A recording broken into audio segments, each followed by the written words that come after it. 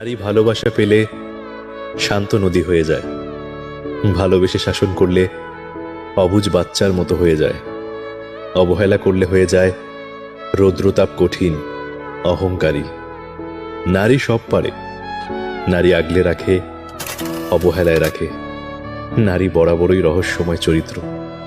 নারীকে আপনি যা দিবেন তা সে দ্বিগুণ করে ফিরিয়ে দিবে, সেটা হোক ভালোবাসা কিংবা অবহেলা।